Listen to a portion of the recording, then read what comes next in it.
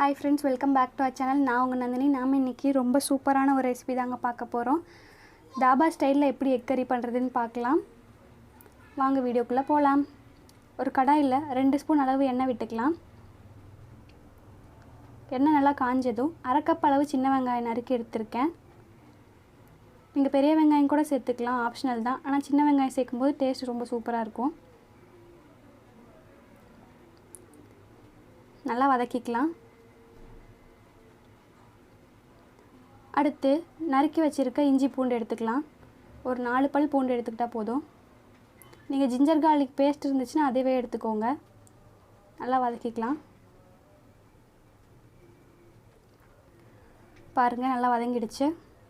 அடுத்து நறுக்கி வச்சிருக்க தக்காளி எடுத்துக்கலாம். நான் 2 எடுத்துர்க்கேன். பெருசா இருந்தா 2 எடுத்துக்கலாம். சின்னதா இருந்தா 3 எடுத்துக்கோங்க.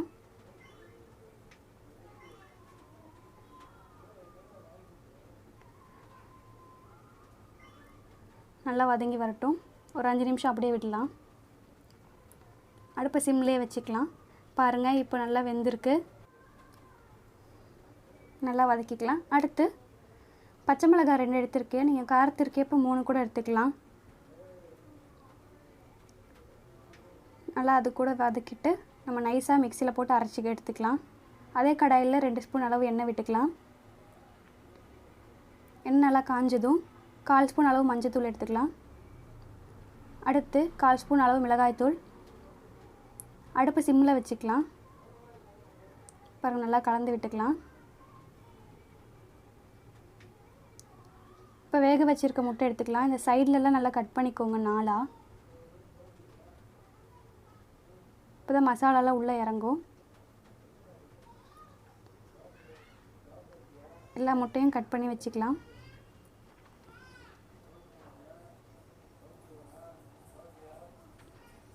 நல்லா ஃப்ரை பண்ணிக்கோங்க. ஒரு 2 நிமிஷம் நல்லா ஃப்ரை பண்ணிக்கலாம்.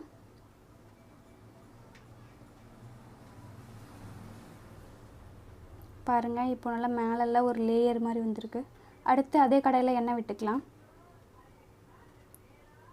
பிரியாணி மசாலா சேர்த்துவோம்ல அது எடுத்துக்கலாம். ஒரு பிரியாணி இலை. அடுத்து 2-3 லவங்கம். பட்டை 2 துண்டு. 1/4 ஸ்பூன் அளவு ஜீரகம். 1/4 ஸ்பூன் சோம்பு எடுத்துக்கலாம். நல்லா பொரிஞ்சு வரட்டும்.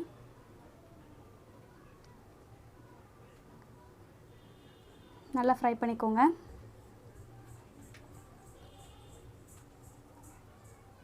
அடுத்து 2 ஸ்பூன் அளவு காஷ்மீரி சில்லி பவுடர் எடுத்துக்கலாம்.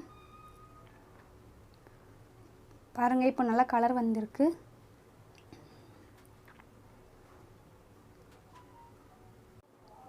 அடுத்து 2 ஸ்பூன் அளவு கரம் மசாலா சேர்த்துக்கலாம்.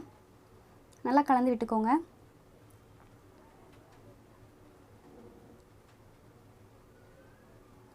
இப்போ நம்ம அரைச்சு வச்சிருக்கிற மசாலாவை ஆட் பண்ணிக்கலாம்.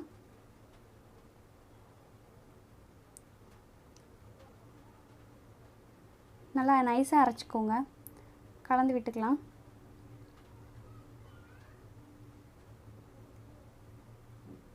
பாருங்க फ्रेंड्स இப்போ எவ்வளவு கலரா வந்திருக்கு.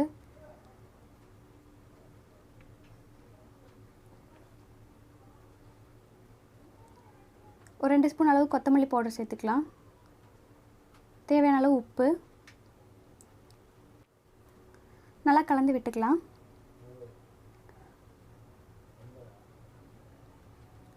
இப்போ தயிர் 2 ஸ்பூன் சேர்த்துக்கலாம். நீங்க தயிருக்கு பதிலா தேங்காய் பால் கூட சேர்த்துக்கலாம், ஆப்ஷனல் தான். தயிர் சேர்க்கிறதுனால நமக்கு தாபா ஸ்டைல்ல கிடைக்கும் டேஸ்ட். ஒரு 2 நிமிஷம் நல்லா கலக்கி விட்டுக்கலாம்.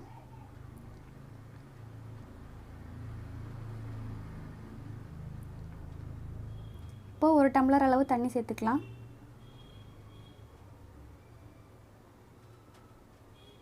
இப்போ பாருங்க நல்லா கெட்டியா இருக்கு. ஒரு 5 நிமிஷம் நம்ம மூடி வச்சிரலாம். சிம்லயே வச்சுக்கலாம் அடுப்பு. இப்போ பாருங்க நல்லா கொதி வந்திருக்கு. மேல எல்லாம் எண்ணெய் எல்லாம் வந்திருக்கு பாருங்க. ஆல்மோஸ்ட் குழம்பு ரெடி ஆயிடுச்சு. இப்போ நம்ம வேக வச்சிருக்க முட்டையை ஆட் பண்ணிக்கலாம்.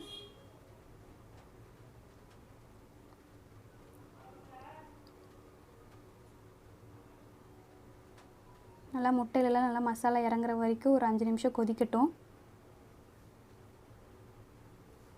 ஒரு 2 நிமிஷம் மூடி வச்சுக்கலாம் திரும்பவும். பாருங்கள் ஃப்ரெண்ட்ஸ், சூப்பரான குழம்பு ரெடி ஆயிடுச்சு.